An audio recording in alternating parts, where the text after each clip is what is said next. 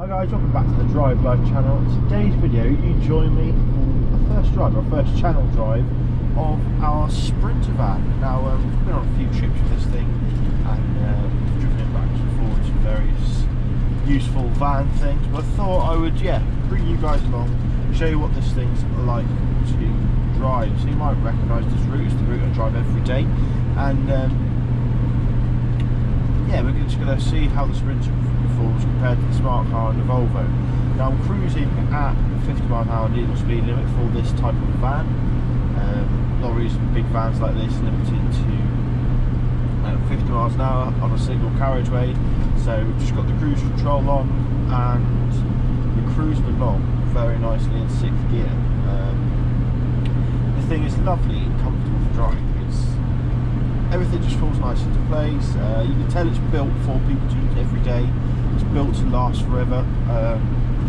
It's just brilliant. This one's got 160,000 miles on and it runs like an absolute dream. Now I'm not sure what you guys can see, but you might see there's a bit of electrical tape down the windscreen wiper there. That's because I snapped off the washer, which wasn't very helpful. But other than that, this thing is pretty perfect. It's a brilliant thing. Brilliant, just good at everything. It's comfortable to drive on long distances. We've driven a couple of hour stints, 3 or 4 hour stints, and you can just cruise nicely. It will do 40 to the gallon if you're really careful. It will do 40 to the gallon. Normally around 35 to 38, depending on how you drive. If you're driving flat out, then expect more around 32. But yeah, from a sort of ease of driving perspective, it's probably easier than most cars. It's got hill hold assist, it's got an anti-stall thing, so it'll sort of bring up the revs automatically to stop stalling. This is the 2013 pre-facelift 906, and it's just got everything that you want on it. It's got Bluetooth telephone as well. It hasn't got aux, this one, so I'm going to add that in. You can add that in for around £8. We'll buy you an aux cable. All you do is pull the head unit out, plug it into the back, and clip it all back in, and you're good to go. It's not got aircon, this one, which in the summer I regretted not having, but now it doesn't bother me. It's just not very warm, and it's quite an expensive option on these vans. So not many of these Sprinters actually have aircon, which is quite an interesting thing, because obviously they are Mercedes. But if you get the blowers right, they'll do you quite nicely. But we were quite lucky to get one that's been fairly well looked after. It was a painter and decorator's van, and thankfully the cab here wasn't fairly paint-free, apart from a little bit on the steering wheel here that, to be honest, I just haven't spent much time cleaning it off. I think that might even be a video in itself, cleaning just the steering wheel and all the touch points to get them back to new. But you're never going to get back to new on a van with 160,000 miles. So as you see, massive windscreen. We've removed the bulkhead from this one as well, so you've got side windows that you can check your blind spots, big mirrors either side as well. And they're split mirrors, so you've actually got sort of one where you can look at the curb as well, the blind spot mirror, which is really handy. And despite this being 7 metres long, it's one of the easiest vehicles to park I've ever driven. I think the only issue is knowing how far back you've gone. It doesn't have parking sensors. I think I probably will add a reverse camera at some point when the finances allow. But for now, it's brilliant. There's plenty of storage on top of the dashboard, as covered in previous videos, including water bottles. And I can see why van drivers manage to fill their dash up with rubbish. It's just so easy just to put stuff there. Now it's a 6-speed manual gearbox, which is absolutely fine. It's not a racing gearbox, but this one is in good nick. It feels like the gear shifts are smooth, click into gear nicely, it never pops out, so that's always nice, isn't it? And so like I said, I've done a few motorway runs, achieved around 39 mpg, cruising at 60-65 miles per gallon with my parents, and they were in their 1989 Volkswagen Transporter, so we were taking it easy. And to be honest, that's probably what I do in this thing. You quite often see sprinters in the outside lane doing steady 80. You're probably going to get low 30s, high 20s MPG.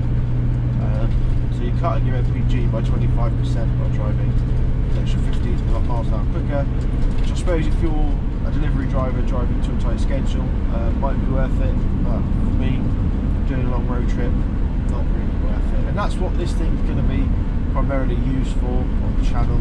I think this is DLI, it's going to be long road trips across the UK, across Europe, maybe into Asia as well if we can make it happen. That's a dream. And yeah, just bunch far more miles. This thing's got way more miles left in it. Some people might think 160,000 miles is a lot, but for a Sprinter van, it's really not.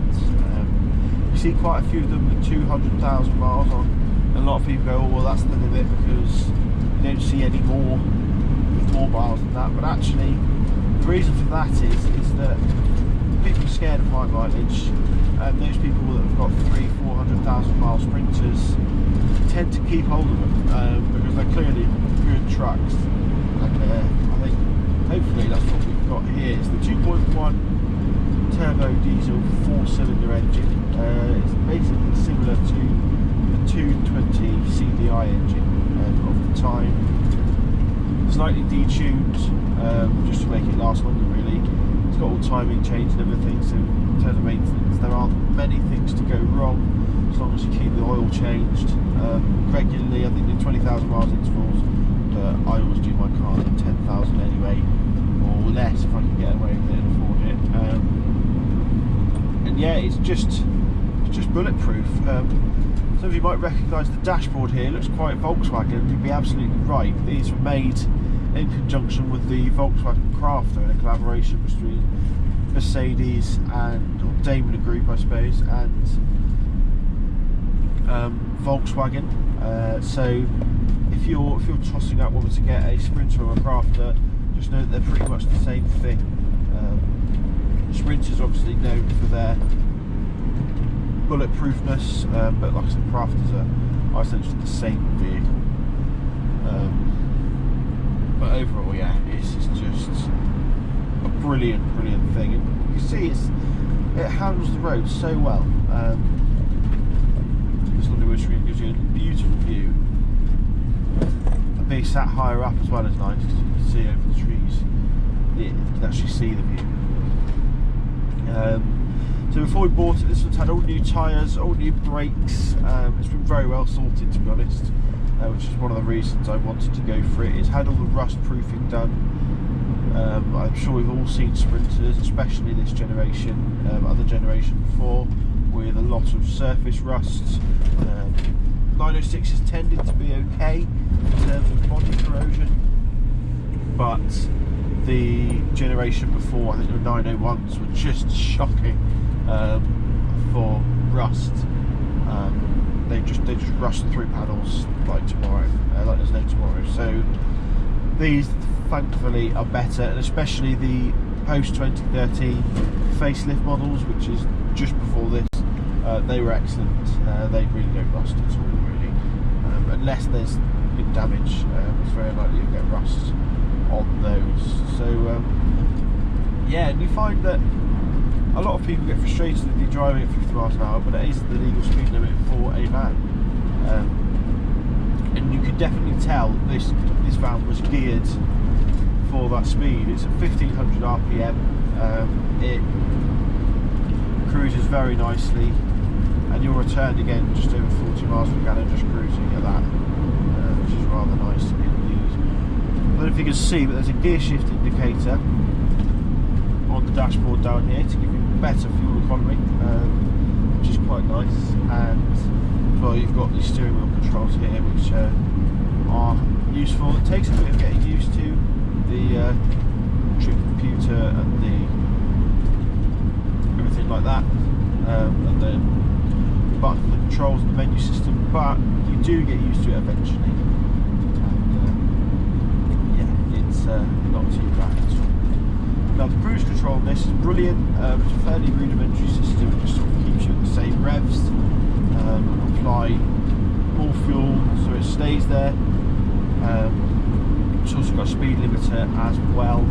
It's not the most efficient, I've found. Unlike in my Volvo, I get far better fuel probably using this cruise control in the Volvo, but in this, it does drop it a bit. I think it's just because it's a rudimentary system, really. It doesn't ease off and coast like other systems do. And it's a little bit annoying being on the stalk directly above the indicator stalk. I would say you had this thing, I think they probably still do it actually, where you have all of your controls on one stalk, which is a little annoying, and then they added the cruise control one. This cruise control lever has been used since the 1990s. Very, very little difference. I suppose it's if they're broken, don't change it type thing. But it's where it is. I quite often find myself, as I'm turning into a junction, turning the cruise control on, which A, you don't want to be doing as you're going into a junction, and B, is just annoying because you want to be able to indicate, but you always set the cruise control, which is a little strange. But overall, it is a lovely thing to try. Now you might hear a few rattles in the back. I've got a few tools and stuff for the conversion that we're doing. There's a few loose wires rattling around as well. But otherwise this thing is very quiet. We've insulated all the head lining and everything, so all the wind noise we used to have is now gone, and obviously the whole of the rear floor in the rear is insulated as well. It's got a raised subfloor where it's just full of insulation to stay nice and warm, and also as a byproduct keeps it very quiet as well, because temperature and noise seem to be the same thing when it comes to insulation. So yeah, it's just a brilliant thing. Obviously we've insulated the side panels as well and the roof, so that's going to help. And it's coming together nicely. We've got half a kitchen in, we've got a bed in, solar panels, batteries, all that sort of thing. We've got plenty of weight left in terms of how much weight we can put in this to still be legal, because I'm younger. I'm only allowed to drive up to 3.5 tons before I have to take a C1 licence, so it's a little annoying, but it's just got to be careful of that. But to be honest, God, there's cows today. Normally there's sheep here, but there's cows, big cows. You'd be hard pressed to get over 3.5 ton in a medium wheelbase Sprinter anyway. And to be honest, you're probably overloading the van then. I think it's already rated at 3.5 tons. So yeah, weight is something that you need to consider if you're doing a van build like this. Just keep it simple really. Remember that when you fill up your water tanks and everything like that, it's going to be quite heavy.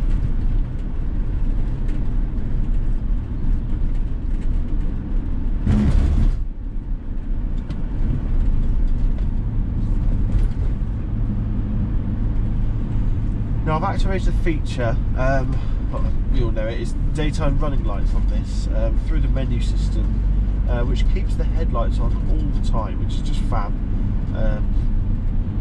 It used to drive me mad. I always like to drive my headlights on anyway, and I'd always then turn them on, and then every time I get out of the van, I would leave them on and beep, and I'd be I need to turn those off, whereas actually now they just stay on.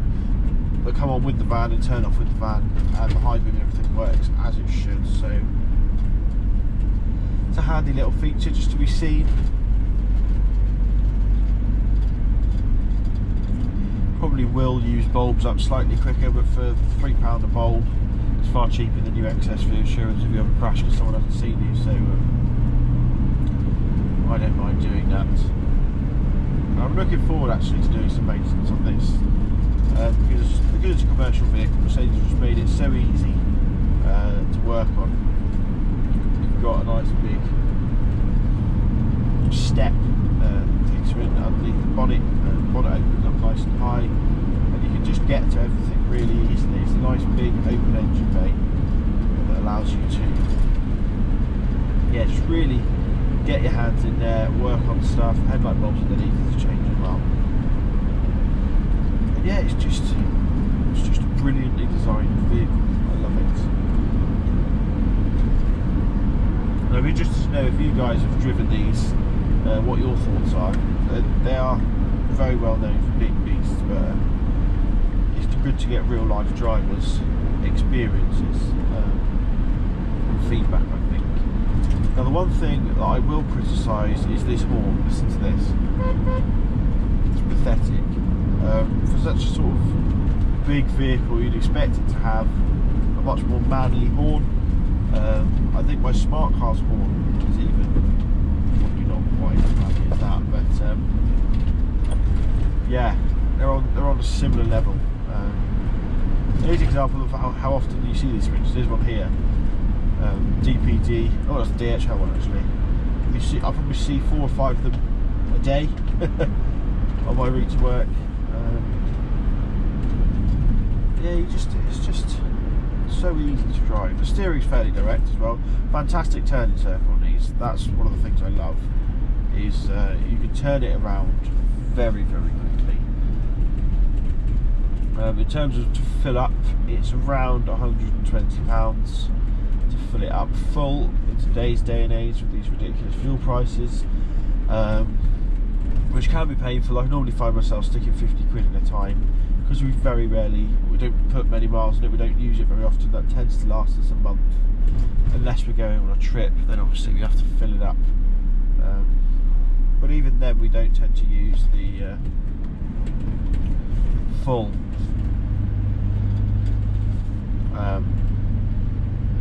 range. I think we probably do 600-700 miles on a full tank, depending on how you drove. I think 700 miles is probably a little ambitious actually. You'd have to be drafting a lot of trucks. But yeah, it's just, like I said, it's just lovely to drive. It's brilliant.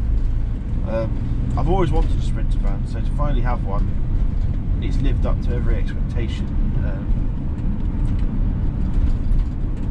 So yeah, but we'll leave it there. Thanks for watching. Don't forget to like, comment and subscribe. Let me know your thoughts on the Sprinter van. Let me know if you've ever driven any other vans, what they're like compared to this. I've driven Transits, Renaults and all that sort of stuff, and this has been the nicest one by far. You can find a lot of the other ones can be a bit overpowered, whereas this pulls really nicely. Just feels like driving a big car. So yeah, I'll see you next video. Cheers.